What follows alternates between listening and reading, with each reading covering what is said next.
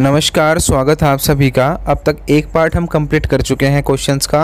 अब ये है सेकंड वीडियो और इसमें है 5th क्वेश्चन। विभाजन को दक्षिण एशिया के इतिहास का एक ऐतिहासिक मोड़ क्यों माना जाता है? यानी एक टर्निंग पॉइंट कैसे था विभाजन पूरे दक्षिण एशिया में? तो सिंपल सी बात है, आज तक इतना बड़ा विभाजन नहीं हुआ था। देश तो बहुत बटे हैं पूरे संसार में आज तक, पर भारत में जो हिंसा हुई थी ना, मतलब लाखों लोग जो मरे थे और घर से बेघर हुए थे, ऐसा आज तक कभी नहीं हुआ था। इसीलिए ऐतिहासिक मोड़ है, मतलब ऐसा आज से पहले कभी नहीं हुआ। तो इसका आंसर यही है। तो भारत के विभाजन को दक्षिण एशिया के इतिहास में एक ऐतिहासिक मोड़ माना जाता है। निसंदेह यह विभाजन स्वयं में अतुलनीय था, मतलब इसकी तुलना नहीं की जा सकती और किसी विभाजन से। अतुलनीय का मतलब है तुलना ना की जा सके, क्योंकि इससे पूर्व यानी इससे पहले किसी अन्य विभाजन में न तो सांप्रदायिक हिंसा हुई और न ही इतनी विशाल संख्या में लोगों को घर से बेघर होकर दर दर की ठोकरें खानी पड़ी। तो ना तो इतनी बड़ी सांप्रदायिक हिंसा यानी धर्म के नाम पर एक दूसरे की मारकाट हुई, हिंसा हुई, आज से पहले ऐसा कभी नहीं हुआ था। और ना इतने बड़े लेवल पर लोग घर से बेघर हुए थे। ठीक है, उसके बाद है इतिहासकारों के अनुसार विभाजन के परिणाम स्वरूप 1 करोड़ से भी अधिक लोग अपने वतन से उजड़कर अन्य स्थानों पर जाने के लिए विवश हो गए, यानी मजबूर हो गए। वे लोग भारत और पाकिस्तान के बीच रातों रात खड़ी कर दी गई सीमा के इस पार या उस पार जाने को विवश हो गए, यानी मजबूर हो गए इधर से उधर जाने के लिए। जैसे ही उन्होंने इस छाया सीमा के उस ओर पांव रखा, वे घर से बेघर हो गए। यानी जैसे ही बॉर्डर क्रॉस किया, जहां पर वो पहले रहते थे, उनके घर बार सब उजड़ गए। पलक झपकते ही उनकी संपत्ति, घर, दुकान, ज़मीनें, रोजी रोटी के साधन सब उनके हाथों से निकल गए। ठीक है, उनकी प्रॉपर्टी, ज़मीन, सब कुछ उनके हाथों से निकल गए। जिस ज़मीन में उनकी जड़ें थी वही उनके लिए पराई हो गई। लाखों लोग अपने प्रियजनों से बिछड़ गए। किसी ने अपने पिता को खोया, किसी ने अपने भाई को, किसी ने अपने सुहाग को, तो कोई अपनी संतान से बिछड़ गया। विभाजन में महिलाओं के अनुभव अत्यंत घृणित, दुखदायी रहे, जिन्हें बयान करना बहुत कठिन कार्य है। यानी सबसे बुरी हालत महिलाओं की रही थी। लोगों से उनके दोस्त तथा बचपन की यादें छिन गई। अपनी स्थानीय संस्कृति से वंचित होकर वे लोग तिनका तिनका जोड़कर अपना घर बनाने लगे।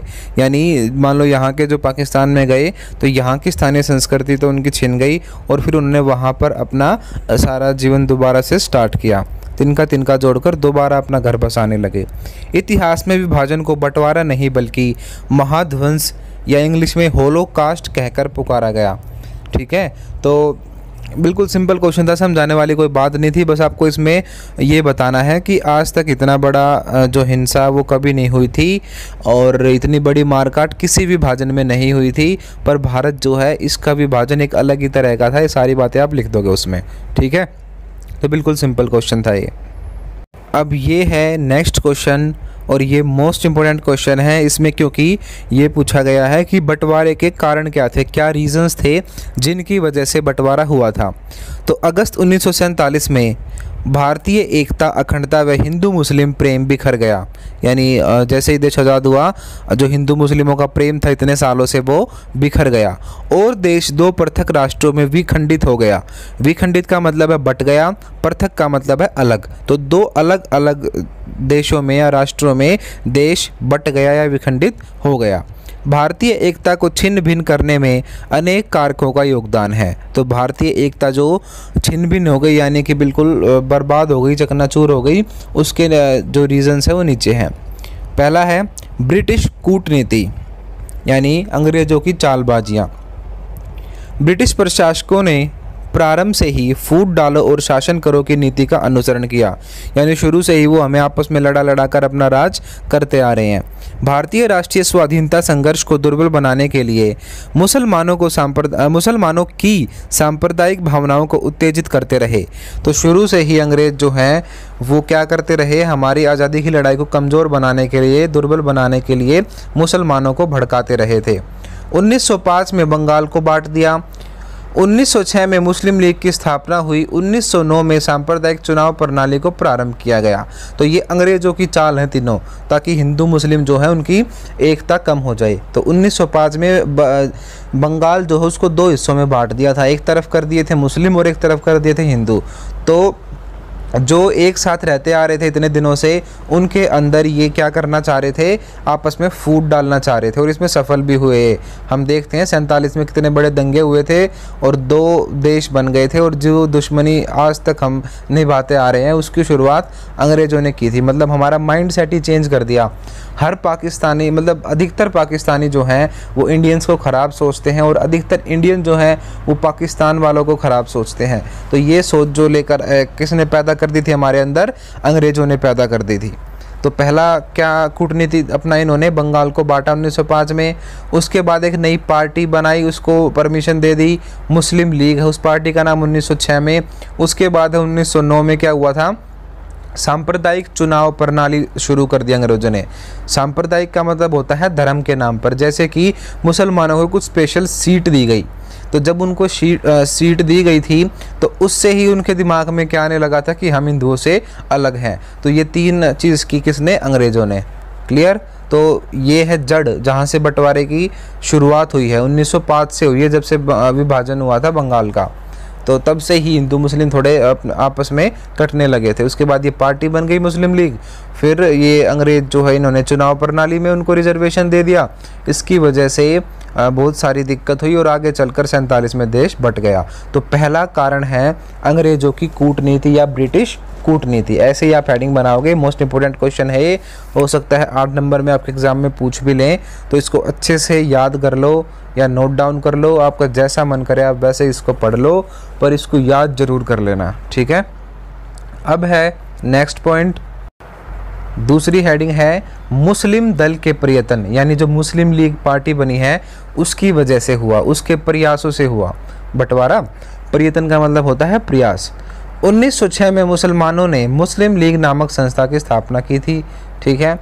फलस्वरूप हिंदू मुस्लिम भेदभाव बढ़ने लगा। इसकी वजह से क्या हुआ, हिंदू मुस्लिमों में भेदभाव बढ़ने लगा।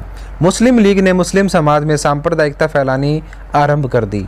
सांप्रदायिकता का मतलब मैंने भी आपको बताया, लोगों के मन में ऐसी फीलिंग आना कि हमारा धर्म और दूसरे का धर्म अलग अलग है, और मतलब अपने धर्म को अच्छा मानते हैं, दूसरे को खराब। तो ये ऐसी फीलिंग्स जो होती हैं धर्म को लेकर, वो सारी सांप्रदायिक में काउंट करेंगे हम। तो मुस्लिम समाज में यानी आम लोग जो थे मुसलमान, उनके अंदर सांप्रदायिकता फैलानी शुरू कर दी। 1940 ईस्वी तक हिंदू मुस्लिम भेदभाव इतना बढ़ गया कि मुसलमानों ने लाहौर प्रस्ताव में पाकिस्तान की मांग की। तो हमने पढ़ा था ना पहला ही क्वेश्चन एनसीईआरटी का, कि लाहौर प्रस्ताव में क्या मांग रखी थी, अलग देश बनाने की मांग रखी थी। तो ये कहा है कि 1906 में तो ये पार्टी बनी है, और 1940 तक आते आते इतनी दूरियां बढ़ गई हिंदू मुसलमानों के बीच कि उन्होंने अलग देश की ही मांग कर दी, और वो देश कौन सा था, पाकिस्तान। तो 2 हेडिंग हमने पढ़ी। पहला रीज़न था बंटवारे का अंग्रेज़ों की कूटनीतियाँ, दूसरा है मुस्लिम दल जो हैं जैसे कि मुस्लिम लीग है उसकी कोशिशें, यानी उसने जो काम किए उसकी वजह से। अब तीसरा है कांग्रेस की कमज़ोर नीति। क्या है तीसरी हेडिंग, कांग्रेस की कमज़ोर नीति। मुस्लिम लीग की दिन प्रतिदिन बढ़ती जा रही मांगों को कांग्रेस स्वीकार करती रही। तो जो डेली ये अपनी मांग रखते जा रहे थे, कभी कह रहे थे इलेक्शंस में हमें भागीदारी चाहिए, तो शुरू में कांग्रेस को लगा था कि ठीक है इनको भी कुछ राइट्स मिलने चाहिए, इसीलिए कांग्रेस ने मुस्लिम लीग की बात मान ली। पर हमेशा कोई भी गलत चीज़ उसको नहीं मानना चाहिए। तो पर ऐसे ही करके कांग्रेस ने ढील देते गए कांग्रेस वाले, और उसकी वजह से हमें क्या भुगतना पड़ा, देश का बंटवारा भुगतना पड़ा है। ठीक है। तो यही है तीसरा पॉइंट कि कांग्रेस की कमज़ोर नीति रही, वो लीग की मांग स्वीकार करती रही। आगे लिखा है 1916 के लखनऊ समझौते के अनुसार कांग्रेस ने सांप्रदायिक चुनाव प्रणाली को स्वीकार कर लिया।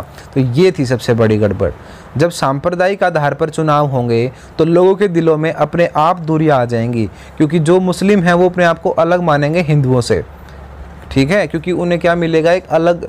सांप्रदायिक चुनाव प्रणाली में क्या होता है जैसे कोई मुस्लिम कैंडिडेट खड़ा हुआ है तो उसको वोट सिर्फ मुस्लिम ही दे सकता है, हिंदू नहीं दे सकते। अगर कोई हिंदू खड़ा हुआ है तो उसको सिर्फ हिंदू ही दे सकते हैं, मुस्लिम नहीं दे सकते। तो सीट रिजर्व कर दी जाती हैं, वोट रिजर्व कर दी जाती हैं। तो ये गलत थी प्रणाली, पर कांग्रेस ने इसको स्वीकार कर लिया। कांग्रेस की कमज़ोर नीति का लाभ उठाते हुए मुसलमानों ने देश के विभाजन की मांग आरंभ कर दी। तो मुस्लिम लीग और मोहम्मद अली जिन्ना जो उन्होंने क्या कर दिया, बंटवारे की मांग रख दी 1940 में। अब है फोर्थ पॉइंट। बंटवारे का सबसे मेन रीज़न है दंगे होना। हिंदू मुस्लिम दंगे हो गए थे आज़ादी से पहले, तो उससे बहुत दिक्कत आ गई थी देश में। तो सभी नेता इसीलिए सबने हाँ कर दी थी कि ठीक है, इतनी बड़ी हिंसा हो रही है, लोग मारकाट मचा रहे हैं, तो इससे अच्छा तो देश बट ही जाए। तो फोर्थ पॉइंट है सांप्रदायिक दंगे। तो सबसे बड़ा रीज़न है ये देश के बंटवारे का। तो 16 अगस्त 1946 को लीग ने प्रत्यक्ष कार्यवाही दिवस मनाया, जिसके परिणाम स्वरूप बंगाल, बिहार और पंजाब में भयंकर हिंदू मुस्लिम दंगे हो गए। तो अगस्त 1946 में बंगाल, बिहार और पंजाब में हिंदू मुस्लिम दंगे हो गए थे बहुत बड़े लेवल पर। संपूर्ण देश गृह युद्ध की आग में जलने लगा। तो देश में क्या छिड़ गया, एक तरीके से गृह युद्ध। अतः देश को भयंकर विनाश से बचाने के लिए कांग्रेस ने विभाजन को स्वीकार कर लेना ही उचित विकल्प समझा। विकल्प का मतलब होता है ऑप्शन। तो अब इतने बड़ी मारकाट मच रही है तो कांग्रेस ने लास्ट में सोची कि यही बेस्ट ऑप्शन है, देश को बांट ही देते हैं वरना लाखों लोग मारे जाएंगे। क्लियर।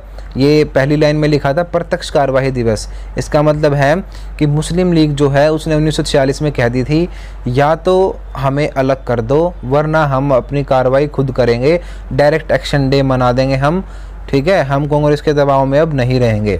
तो प्रत्यक्ष कार्रवाई दिवस मनाया गया था। उसके बाद जगह जगह पर क्या हुई थी, धार्मिक वो हुई थी हिंसा, बहुत सारे लोग हिंदू मुस्लिम आपस में मारकाट मचाने लगे थे। ठीक है, तो फोर्थ पॉइंट था सांप्रदायिक दंगे, ये सबसे बड़ा कारण रहा देश के बंटवारे में।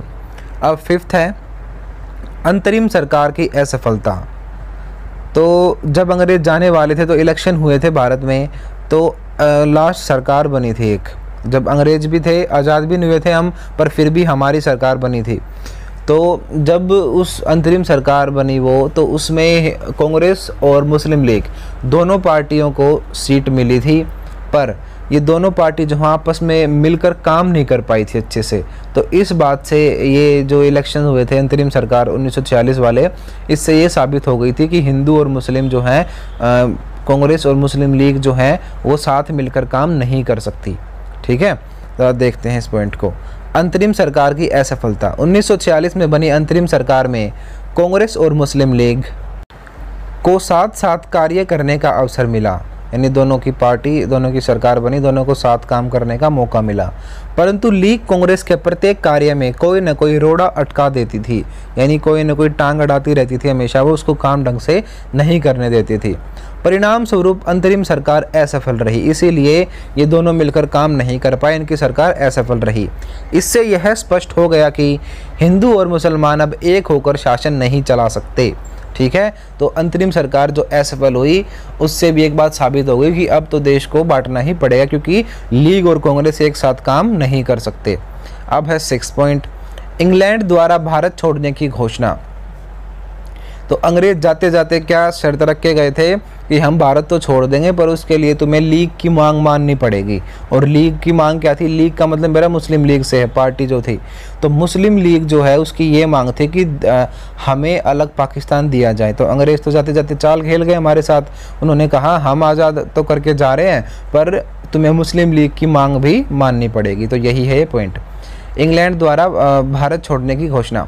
20 फरवरी 1947 को इंग्लैंड के प्रधानमंत्री एटली ने जून 1948 ईस्वी तक भारत छोड़ देने की घोषणा की। उन्होंने कहा था कि जून 1948 तक हम भारत को छोड़ देंगे।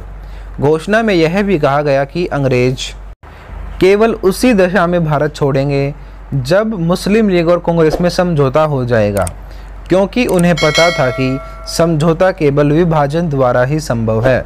तो जाते जाते वो क्या कह गए कि तब जब कांग्रेस और मुस्लिम लीग आपस में अपना सुलझेड़ा कर लोगे उसके बाद हम जाएंगे। तो जाते जाते वो बंटवारा करवा कर गए हैं हमारा। ठीक है, हो गए 6 पॉइंट। अब है 7वां पॉइंट, माउंटबेटन योजना। तो देश को आज़ाद करने से पहले जो अंग्रेज़ों ने अपना प्रस्ताव रखा था, उस टाइम पे हमारे जो वाइसराय थे वो थे माउंटबेटन, और माउंटबेटन ने 3 जून 1947 को अपनी योजना रखी थी। तो डेट आप याद रखोगे, माउंटबेटन की योजना कब आई है? 3 जून 1947 में। 3 जून 1947 को माउंटबेटन योजना प्रस्तुत की गई। लॉर्ड व लेडी माउंटबेटन, लॉर्ड का मतलब है ये आदमी जो है लॉर्ड माउंटबेटन, और लेडी माउंटबेटन का मतलब है इसकी वाइफ जो थी, ने केवल एक ही माह में कांग्रेस को बंटवारे के लिए राजी कर लिया। तो इसमें बंटवारे की शर्त थी कि हम भारत छोड़कर जाएंगे और देश का विभाजन होगा, और कांग्रेस ने इस बात को मान लिया था। उसके बाद 8th पॉइंट, देशी रियासतों की भूमिका। तो हम जब आज़ाद नहीं हुए थे, आज़ादी के बाद भी बहुत सालों तक भारत जो है उसमें बहुत सारे छोटे छोटे रजवाड़े थे, यानी राजा हुआ करते थे। ठीक है, तो ये इंडिपेंडेंट थे, ये राजा, ये भारत का हिस्सा नहीं मानते थे बहुत सारे अपने आप को। तो इनकी भी बहुत बड़ा रोल रहा देश को बंटवाने में, क्योंकि बहुत सारे मुस्लिम जो थे वो चाहते थे पाकिस्तान में जाना, और हिंदू जो थे वो चाहते थे भारत में रहना। तो इसकी वजह से देशी रियासतों की वजह से भी देश का बंटवारा हुआ है। तो भारत में देशी रियासतों की संख्या बहुत बड़ी थी, लगभग 565 से भी ज़्यादा रियासतें थी उस टाइम पे भारत में। इन रियासतों के शासक भी देश का बंटवारा चाहते थे ताकि उन्हें विभाजन के बाद मनमानी करने की छूट मिल सके।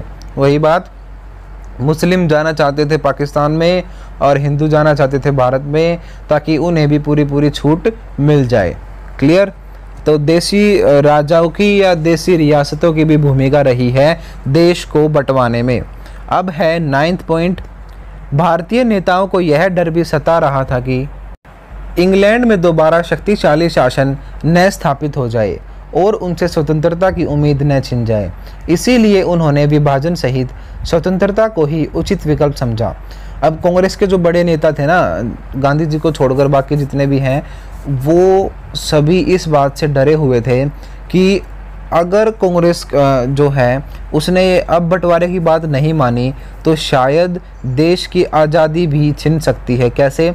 क्योंकि इंग्लैंड में एक शक्तिशाली सरकार अब नहीं थी, क्योंकि सेकंड वर्ल्ड वॉर चला हुआ था 39 टू 1945 तक।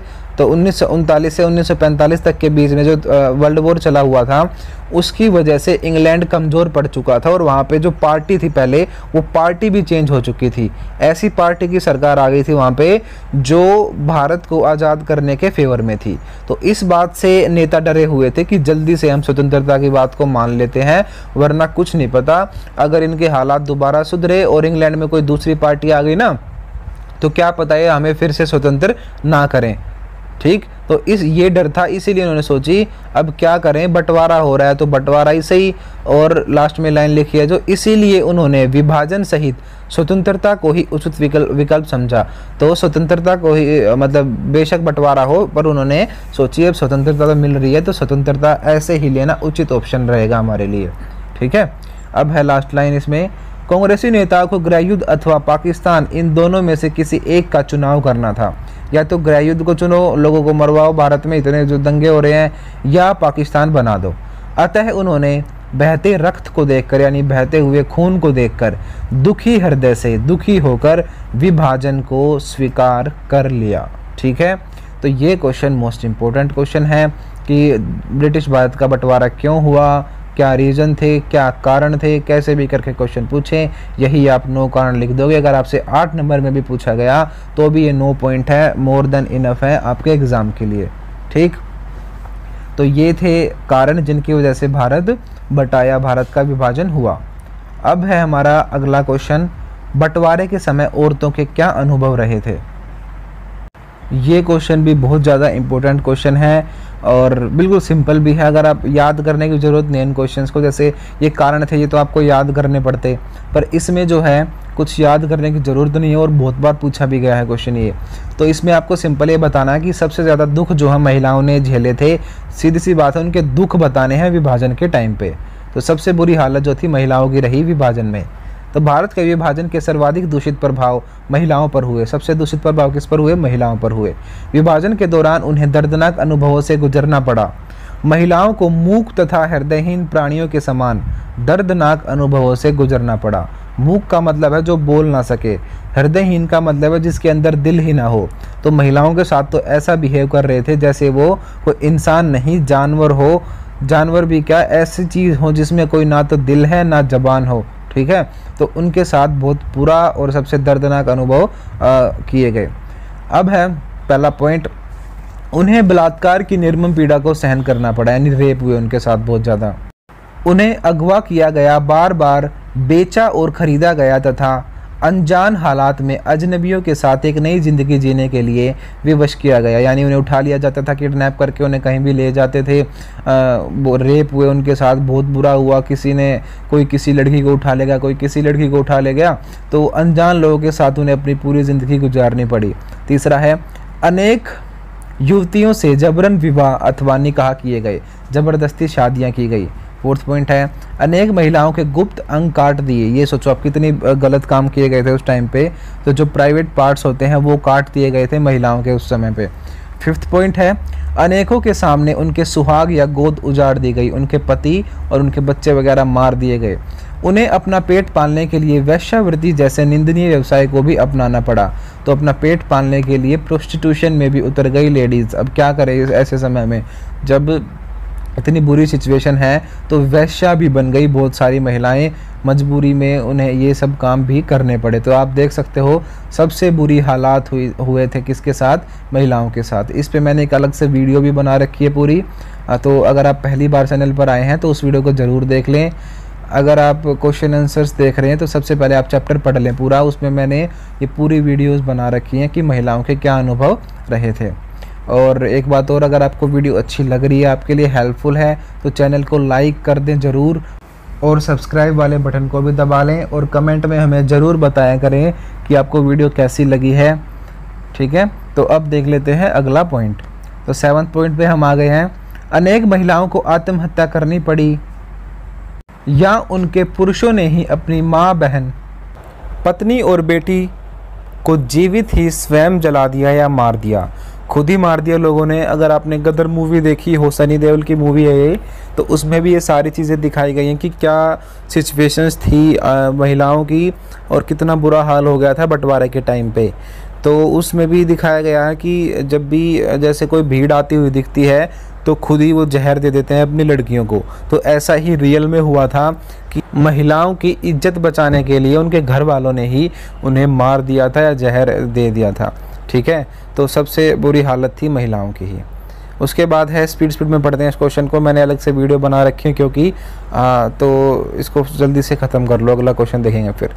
अनेक महिलाओं के धन और गहने लूट लिए गए, सिंपल बिल्कुल। अनेक महिलाओं को शांति स्थापित होने के बाद उनके परिवारजनों ने ही उन्हें स्वीकार नहीं किया। तो जैसे जब ये बंटवारे की लड़ाई ख़त्म हो गई, उसके बाद जो महिलाएं वापस लौट कर आई तो उनको भी स्वीकार नहीं किया उनके पतियों ने। उन्होंने कहा कि तुम तो अपवित्र हो चुकी हो, पता नहीं तुम्हारे साथ क्या क्या हुआ होगा बंटवारे के टाइम पे।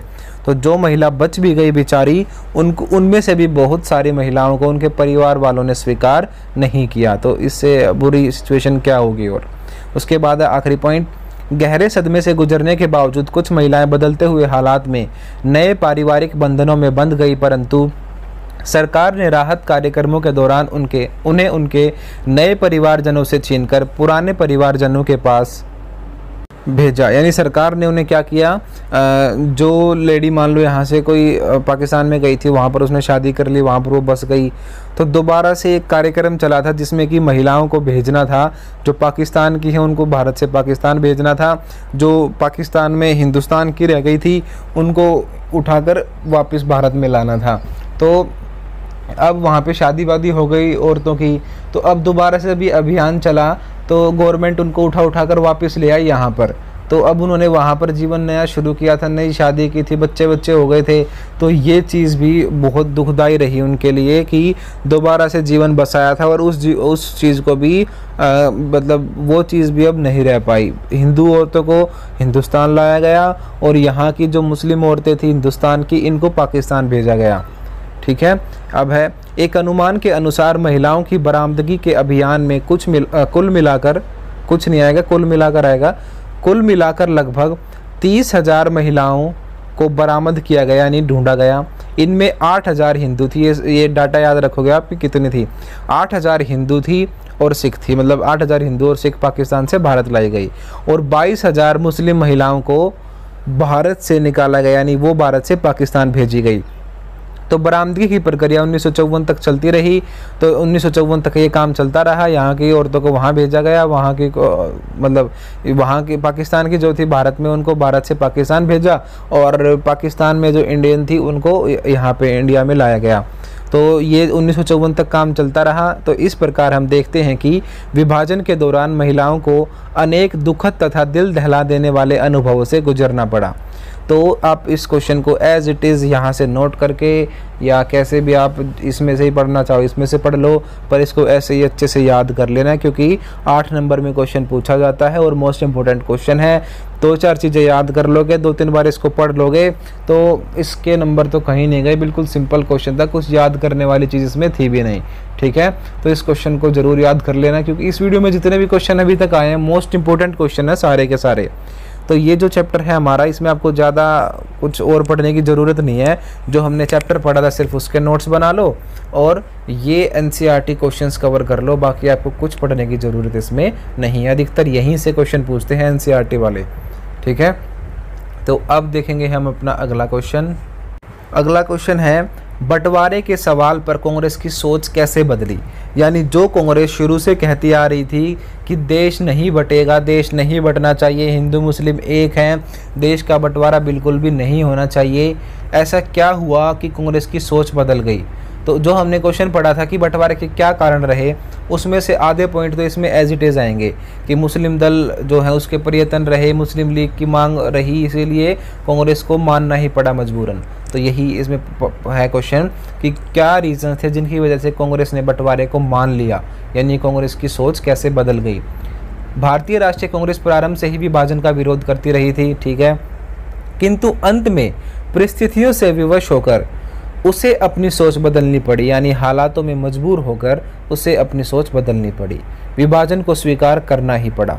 बंटवारे के सवाल पर कांग्रेस की सोच कई कारणों से बदली। पहला है, वह मुस्लिम लीग को उसकी राष्ट्र विभाजन की मांग को छोड़ने के लिए राजी करने में विफल रही। विफल का मतलब है सफल नहीं हुई, तो उसको मना नहीं पाई मुस्लिम लीग को। मुस्लिम लीग ने विभाजन की मांग रखी और मजबूरन कांग्रेस को मानना पड़ा।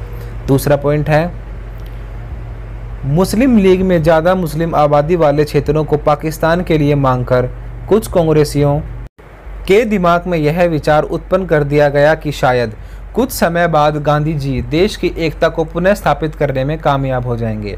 यानी नेताओं के मन में ये बात आ गई कि बेशक अभी ये पाकिस्तान मांग रहे हैं, पर गांधी जी जैसे समझाएंगे सबको, उसके बाद दोबारा से क्या होगा, एकता स्थापित हो जाएगी। अभी दंगे रोकने के लिए हम इनकी मांग को मान लेते हैं। तो ये गलत चीज़ हुई थी यहीं पर कि भारतीय नेताओं को ये लगा, कांग्रेस के नेताओं को ये लगा कि दंगे को रोक देते हैं, इनकी मांग को मान लेते हैं, पाकिस्तान बना देते हैं, पर जैसे ही दंगे शांत होंगे गांधी जी और हम सारे मिलकर दोबारा से एकता स्थापित कर लेंगे, पर ऐसा नहीं हुआ। ठीक, 2 पॉइंट क्लियर। अब है तीसरा पॉइंट, कुछ कांग्रेसी नेता सत्ता के प्रति ज़्यादा लालायित थे, यानी कि कुछ कांग्रेस के नेता ज़्यादा ही लालायित थे, यानी इच्छुक थे, कोई प्रधानमंत्री बनने का, कोई मतलब पूरी पावर में आने के लिए बहुत उत्सुक थे वो।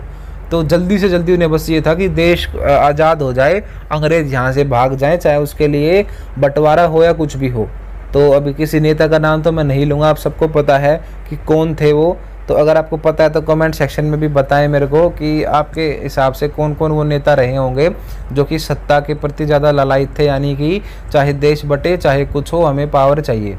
ठीक है, तो कुछ कांग्रेसी नेता सत्ता के प्रति ज़्यादा लालायित थे।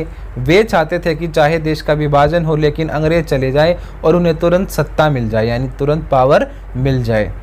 क्लियर। अब है 4th पॉइंट, मुस्लिम दलों के प्रयत्न। यही बिल्कुल सेम वही जो हमने बंटवारे में एक पॉइंट लिखा था, वही पॉइंट है एज इट इज़ कि मुस्लिम दलों ने शुरू से ही सांप्रदायिक नीतियों को शुरू कर दिया, बंगाल विभाजन हुआ और मुस्लिम लीग जो है वो हमसे अलग होगी। तो आप एज इट इज़ वही पॉइंट इसमें लिख सकते हो 4th पॉइंट बना के।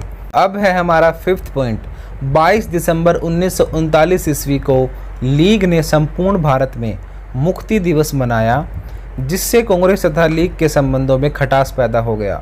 तो मुक्ति दिवस जब मनाया, इसने अपनी आज़ादी का दिवस मनाया मुस्लिम लीग ने, उसकी वजह से रिलेशन ख़राब हो गए थे कांग्रेस और मुस्लिम लीग के। ठीक है, और वहीं से रिलेशन ख़राब होते चले गए। फिर 1940 में इन्होंने द्विराष्ट्र का सिद्धांत रखा, ये अगला पॉइंट वही है।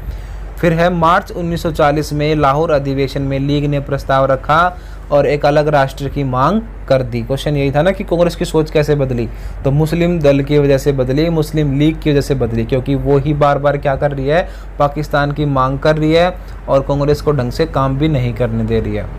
अब है 7वां पॉइंट, कांग्रेसी नेताओं को यह डर भी सता रहा था कहीं इंग्लैंड में दोबारा शक्तिशाली शासन न स्थापित हो जाए और उनसे पूर्ण स्वतंत्रता की उम्मीद न छिन जाए। इसीलिए उन्होंने विभाजन से ही स्वतंत्रता को ही उचित विकल्प समझा। क्लियर, वही सेम पॉइंट आ रहे हैं, देख लो जो मैंने बताई थी आपको कि कारण जो थे विभाजन के कारण में हमने ये दोनों पॉइंट कवर किए थे, 7वां भी 8वां भी।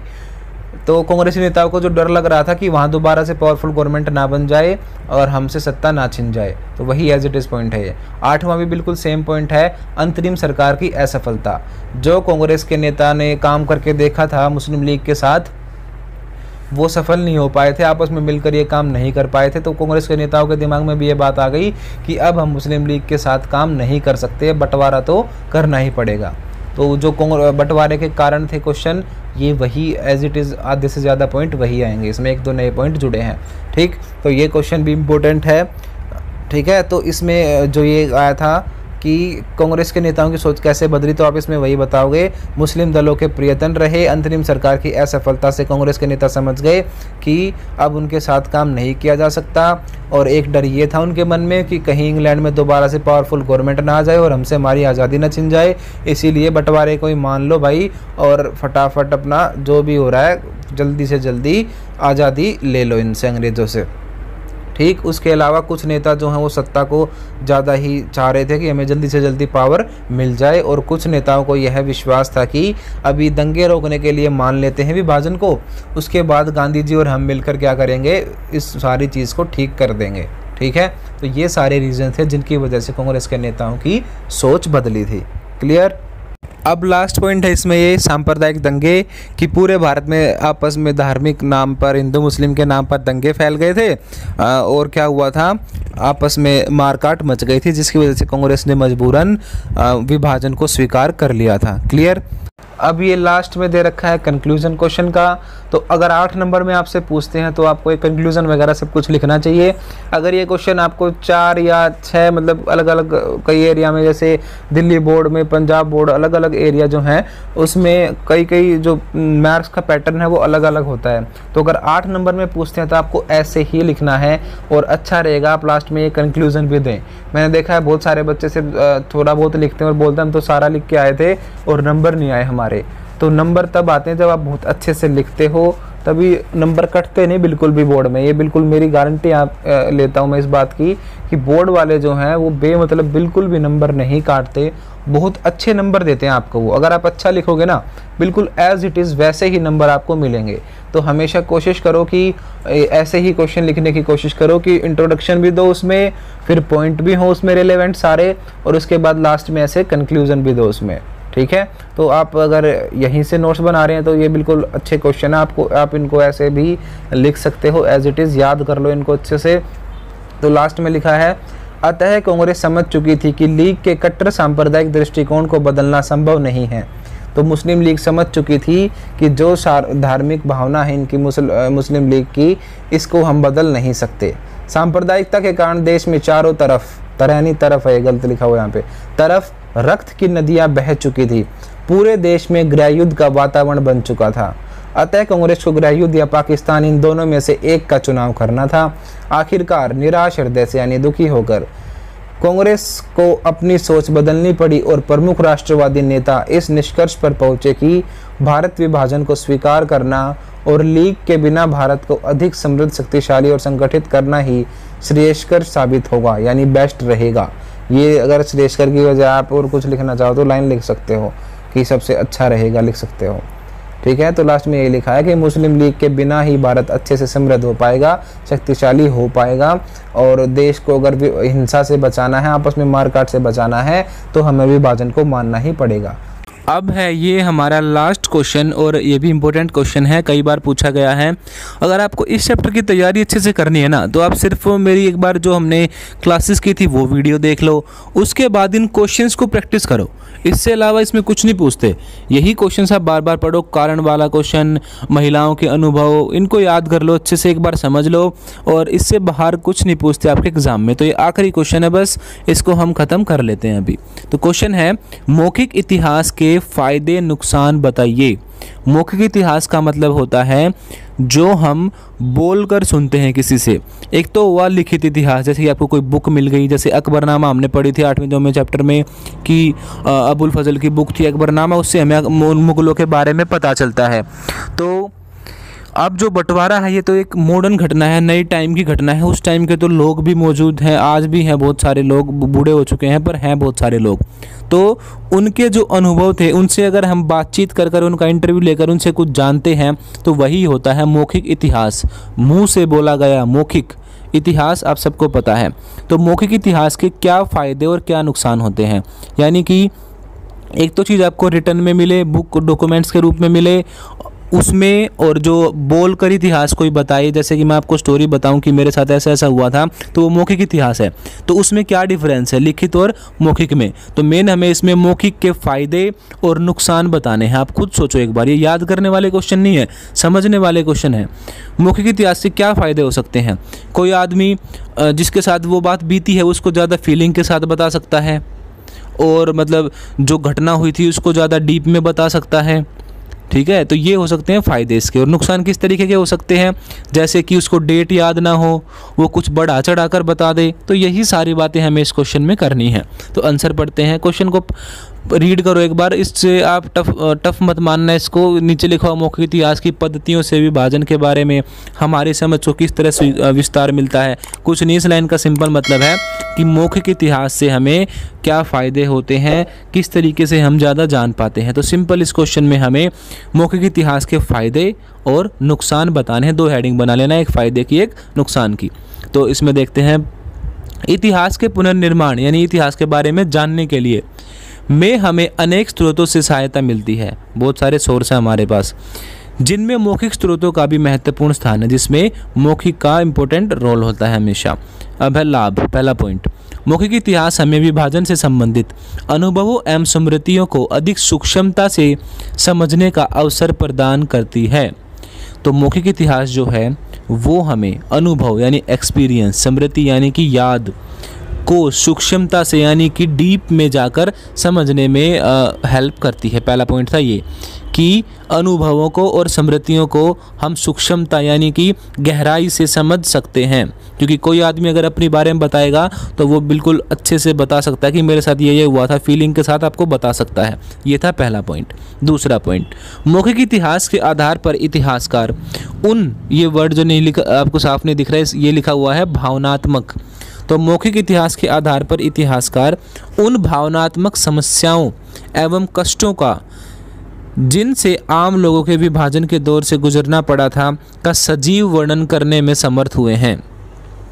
तो इसमें लिखा हुआ है कि भावनात्मक समस्या जो थी, जो लोगों के ऊपर गुजरी थी, वो सारे कष्ट और समस्या जिनसे आम लोग जो हैं वो विभाजन के दौरान गुजरे थे, उसका सजीव विवरण हम मौखिक इतिहास से ही पाते हैं। सजीव का मतलब होता है लाइव, बिल्कुल जैसा था वैसा ही, मतलब फीलिंग के साथ। वही बात है कि सजीव बता सकते हैं वो लोग। मान लो किसी जो महिला है उसको घर बार छोड़कर जाना पड़ा हो विभाजन के टाइम पे, तो वो अगर अपनी स्टोरी बताएगी तो बिल्कुल क्या बता सकती है वो, सजीव। अगर रिटर्न में हमें मिलेगा तो हम उतने अच्छे से मतलब नहीं समझ पाएंगे उस टाइम की बात को, पर अगर कोई मौखिक रूप से बताएगा तो वो सजीव वर्णन कर सकता है। तो दूसरे पॉइंट में मेन है सजीव वर्णन मिलता है। मौखिक इतिहास से हमें सजीव पता चलता है, यानी बिल्कुल जीवन मतलब जैसा हुआ था वैसा का वैसा पता चलता है, लाइव की तरह। एक तरीके से हमें लाइव दिखता है सब कुछ। क्लियर? तो पहले पॉइंट में क्या था कि सूक्ष्मता से समझ सकते हैं यानी डीप में समझ सकते हैं। दूसरे पॉइंट में है सजीव वर्णन मिलता है, बिल्कुल जीवित वर्णन मिलता है, हमें जैसा हुआ था वैसा ही पता चलता है। अब है तीसरा पॉइंट, विभाजन के परिणाम स्वरूप आम लोगों को किन हालातों से गुजरना पड़ा था अथवा विभाजन को लेकर आम लोगों के क्या अनुभव रहे थे, यानी क्या एक्सपीरियंस रहे थे, इसका पता हमें मौखिक इतिहास से ही लगता है। तो आम लोगों के जीवन के बारे में हमें जो उनकी दिक्कत हुई थी वो हमें सिर्फ और सिर्फ मौखिक इतिहास से ही पता चलता है। अब फोर्थ पॉइंट, सामान्यतः हम जिस इतिहास का अध्ययन करते हैं वह सामान्य लोगों से संबंधित विषयों पर महत्वपूर्ण प्रकाश नहीं डालता, किंतु मौखिक इतिहास इन विषयों पर महत्वपूर्ण प्रकाश डालता है। तो हम जो बुक वगैरह पढ़ते हैं, यानी जो इतिहास हम पढ़ते हैं, उससे हमें सामान्य लोगों के बारे में जानकारी नहीं मिलती, आम लोगों के बारे में जानकारी नहीं मिलती, ये लिखा है फोर्थ पॉइंट में। और परंतु अगर मौखिक इतिहास से हम खोजने की कोशिश करेंगे तो हमें आम लोगों के बारे में महत्वपूर्ण जानकारी मिलती है। तो यही लिखा हुआ है, किंतु मौखिक इतिहास इन विषयों पर, या इन विषयों का मतलब है कि आम लोगों के बारे में, तो किंतु मौखिक इतिहास आम लोगों पर महत्वपूर्ण प्रकाश डालता है। Clear fourth point. अब फिफ्थ पॉइंट, मौखिक इतिहास विभाजन के दौरान आम लोगों और विशेष रूप से महिलाओं द्वारा झेली जाने वाली पीड़ा को समझने में हमें महत्वपूर्ण सहायता प्रदान करता है। तो आम लोगों के बारे में और महिलाओं के साथ जो अनुभव हुए थे वो हमें मौखिक इतिहास से ही पता चले हैं। कहीं पर लिखे थोड़ी हुए हैं कि इतनी महिलाओं के साथ रेप हुआ, ये हुआ, कुछ नहीं पता। ये सारी बातें उस समय की लेडी जो हैं वो बताती हैं हमें, ठीक है। तो ये फिफ्थ पॉइंट है कि महिलाओं के अनुभव भी हमें मौखिक इतिहास से ही पता चले हैं। तो ये थे सारे मौखिक इतिहास के फ़ायदे। अब हेडिंग डाल ली है हमने मौखिक इतिहास की हानियाँ यानी नुकसान। पहला है, अनेक इतिहासकारों के अनुसार मौखिक जानकारी सटीक नहीं होती, बिल्कुल एग्जैक्ट करेक्ट नहीं होती। सटीक का मतलब है बिल्कुल करेक्ट नहीं होती। अतः उनसे घटनाओं के जिस क्रम का निर्धारण किया जाता है उसकी सार्थकता संदिग्ध है। यानी आपको सबको पता है कि आदमी जब भी बातें बताते हैं बढ़ा चढ़ा कर ऐसे ही बताते हैं कुछ ना कुछ, तो सटीक नहीं होती। पहला पॉइंट आप ये बनाओगे, जिससे कि घटनाओं का क्रम यानी कौन सी घटना किस टाइम पे हुई ये पता नहीं चल पाता। क्रम का मतलब है सीक्वेंस क्या था, कि कोई बताता है किसी टाइम की, कोई बताता है किसी टाइम की, तो सीक्वेंस पता नहीं चल पाता। तो पहले पॉइंट में दो नुकसान पता चल गए हमें, एक तो सटीक नहीं होती, दूसरा लिखा हुआ है कर्म का निर्धारण नहीं हो पाता, ठीक है। अब है सेकंड पॉइंट, इतिहासकारों के अनुसार मौखिक विवरणों का संबंध केवल सतही विषयों से होता है। ये है इंपॉर्टेंट लाइन, सतही विषयों से होता है, यानी ऊपर ऊपर की बात बता पाते हैं लोग। वो तो सिर्फ ये बताएंगे कि हाँ ऐसे बट गए, ऐसे बट गए, ये थोड़ी पता कि क्यों बटे, क्या रीज़न थे। तो मौखिक इतिहास से हमें केवल सतही विषय यानी ऊपर ऊपर की बातें पता चलती हैं। तो ये लाइन इंपॉर्टेंट है, सतही विषय। यादों को संचित किए जाने वाले छोटे छोटे अनुभवों से विशाल राष्ट्रीय इतिहास की प्रक्रियाओं के कारणों का पता लगाने में कोई महत्वपूर्ण सहायता नहीं मिलती। तो टफ हो रही है आपके लिए लाइन ये, इस लाइन को आप मत लिखें। आप इस लाइन की बजाय सिंपल लिख दें कि मौखिक अनुभवों से हम पूरे भारत का विशाल इतिहास नहीं लिख सकते, ठीक है। यही था इस पूरी लाइन का मतलब, यादों को से लेकर नहीं मिलती तक। तो आप इसको सिंपल लिख दें, पहले तो यही लाइन लिखें कि केवल सतही विषयों का पता चलता है और इस प्रकार के जानकारी के आधार पर हम पूरे भारत का इतिहास निर्धारित नहीं कर सकते, ठीक। अब थर्ड पॉइंट, व्यक्तिगत अनुभवों के आधार पर किसी सामान्य निष्कर्ष पर पहुंचना सरल नहीं होता। व्यक्तिगत अनुभव का मतलब है आदमियों के एक्सपीरियंस। तो कोई आदमी कुछ कहता है, कोई कुछ कहता है, तो इस चीज़ पर हम बेस होकर किसी भी कंक्लूजन पर नहीं पहुंच सकते। हमारे पास कुछ ना कुछ डाटा होना चाहिए। जैसे कोई आदमी कह दे लाखों महिलाओं के साथ गलत हुआ था, हज़ारों महिला चली गई थी, तो इसमें कोई डाटा नहीं है ना हमारे पास कि 1000 चली गई, 2000 चली गई, कितनी हज़ार तो 90,000 भी हो सकता है, 80,000 भी हो सकता है, 1,000 भी हो सकता है। तो व्यक्तिगत अनुभव जो है, आदमियों के एक्सपीरियंस है, उसके आधार पर हम किसी सामान्य निष्कर्ष पर नहीं पहुंच सकते, ठीक है। अब है अगला पॉइंट, मौखिक इतिहास में वास्तविक अनुभवों के साथ निर्मित स्मृतियां भी जुड़ जाती हैं। निर्मित का मतलब है बनाई हुई, स्मृति का मतलब पता है आपको कि यादें जो हैं। तो निर्मित स्मृति का मतलब यहाँ पे हुआ कि लोग अपने आप जोड़ जोड़ कर कुछ न कुछ बातें भी बताते रहते, तो ये भी एक नुकसान है। तो प्राय कुछ दशक बाद लोग किसी घटना के विषय में काफ़ी कुछ भूल जाते हैं। तो लोग जो है वो क्या करते हैं, कुछ कुछ निर्मित स्मृतियाँ जोड़ देते हैं, क्योंकि इतना समय बीत गया है, उनसे अगर पूछेंगे वो बहुत सारी बात भूल गए होंगे, तो भूल जाते हैं, उसमें कुछ ना कुछ ऐड कर कर कर बताते रहते हैं, इसीलिए बिल्कुल एग्जैक्ट करेक्ट नहीं होता, ठीक। अब है फिफ्थ पॉइंट, सामान्यतः विभाजन के दौरान कड़वे अनुभव से गुजरने वाले लोग आप बीती के विषय में बात करने को तैयार नहीं होते। आप बीती का मतलब है जो अपने ऊपर गुजरी हो, तो जैसे लेडी है उनके ऊपर जो रेप वगैरह हुए उनके साथ, मान लो कोई लेडी अब भी हो, उससे हम बातचीत करें तो वो अपने बारे में नहीं बता पाएगी ज़्यादा ये बातें, क्योंकि उनके साथ बहुत कड़वे अनुभव रहे हैं उनके, ये तो बात भी लोग इस बारे में नहीं कर पाते। तो ये भी एक नुकसान है कि अपने कड़वे अनुभव और अपनी आप बीती, यानी जो उनके ऊपर बीती है उसको नहीं बता पाते लोग, उसके बारे में बात तक नहीं करना चाहते। अब है 6th पॉइंट, मौखिक जानकारियों से घटनाओं का तिथिबद्ध विवरण प्राप्त करना कठिन है। मोस्ट इंपॉर्टेंट पॉइंट है लास्ट के कि तिथिबद्ध यानी कि डेट वगैरह नहीं पता चल पाती। तिथि का मतलब क्या होता है? डेट। तिथिबद्ध का मतलब क्या हो गया? डेट के अनुसार, जैसे इस तारीख को ये हुआ, इस तारीख को ये हुआ, ऐसी कोई जानकारी हमें मौखिक जानकारियों में पता नहीं चलती। तो ये थे सारे नुकसान मौखिक के। क्या क्या? कि वास्तविक घटनाएं नहीं पता चल पाती, निर्मित स्मृति यानी कि कुछ जोड़ जोड़ कर बना देते हैं, और जो कड़वे अनुभव गुजरे हैं लोगों के साथ वो उसके बारे में बात भी नहीं करना चाहते, और हमें सटीक विवरण नहीं मिलता, हमें तिथिबद्ध विवरण यानी डेट फिक्स नहीं मिलती। तो ये सारी थी कमियां। और फ़ायदे क्या थे? अच्छे से बताते हैं लोग, डीप में बता पाते हैं, और उसके अलावा बहुत सारी ऐसी घटनाएं जो हमें रिकॉर्ड्स में नहीं मिल सकती, वो केवल और केवल हमें मौखिक इतिहास से ही पता चल सकती हैं। तो ये हो गए हमारे मौखिक इतिहास के फ़ायदे और नुकसान, और यही हमारे सभी क्वेश्चंस ख़त्म होते हैं। और अगर आपको वीडियो अच्छी लगी है लाइक कर दें, कमेंट कर दें, और इस वीडियो को ज़्यादा से ज़्यादा शेयर भी कर दें, ताकि आपके सभी दोस्त भी अच्छे से 12th क्लास की तैयारी कर सकें। और अगर आप पहली बार इस चैनल पर आए हैं तो ज़रूर सब्सक्राइब का बटन दबा लें, क्योंकि यहाँ पे आपको पूरा सिलेबस मिलेगा हिस्ट्री का अच्छे से। इसमें आपको चैप्टर की वीडियोस भी मिल रही हैं, उसके साथ साथ आपको NCERT क्वेश्चंस भी करवाए जा रहे हैं, उसके अलावा पैसेज वगैरह और जितने भी इंपॉर्टेंट मैप वगैरह हैं, यानी कोई भी चीज़ जो भी मोस्ट इंपॉर्टेंट है आपके लिए, आपको बोर्ड में अच्छे से अच्छे नंबर दिलाने के लिए, वो सभी चीज़ें हम इसमें कवर कर रहे हैं। तो लाइक कर दे, कमेंट कर दे और शेयर ज़रूर कर दें।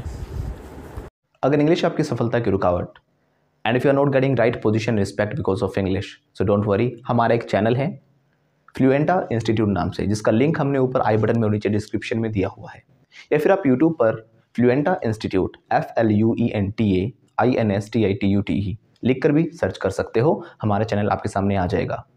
इस चैनल पर हम आपको spoken English, IELTS, PT, TOEFL, personality development, life skill और मोटिवेशन से रिलेटेड वीडियोस देते हैं। और अगर आप हमारे कोर्सेज ज्वाइन करना चाहते हो तो ऊपर दिए गए नंबर पे हमारे काउंसलर्स को कॉल करें और कोर्सेज के बारे में अभी पता करें। लेकिन ध्यान रखना, जो ऊपर नंबर दिए गए हैं ये सिर्फ स्पोकन इंग्लिश डिपार्टमेंट में ही मिलेंगे। बाकी किसी इन्फॉर्मेशन के लिए या क्वेरी के लिए आप इन नंबर पे कॉल बिल्कुल मत करना, क्योंकि ये सिर्फ स्पोकन इंग्लिश रिलेटेड जो हमारा डिपार्टमेंट है वहीं पर आपकी बातें हो पाएंगी। और अगर आप चाहते हो सब्जेक्ट्स की PDF और कोई और इन्फॉर्मेशन, तो आप हमें इंस्टाग्राम पे फॉलो कर सकते हो, जो कि हमने नीचे डिस्क्रिप्शन में दिया हुआ है, या फिर आप सर्च करके भी हमें इंस्टाग्राम पे फॉलो कर सकते हो। हम जितने भी बाकी सोशल मीडिया प्लेटफॉर्म्स हैं हम सभी पर अवेलेबल हैं, आप उन पर भी हमें फॉलो कर सकते हैं। बाकी जो हमारे सब्जेक्ट्स हैं उनकी सभी की वीडियोस हमने प्लेलिस्ट में बिल्कुल सीक्वेंस में डाली हुई हैं।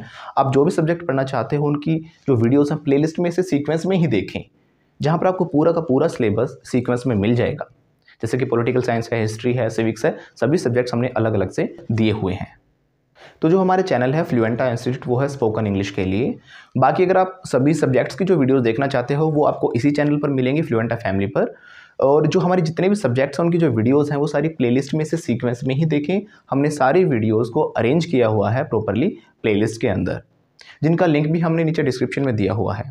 Thank you.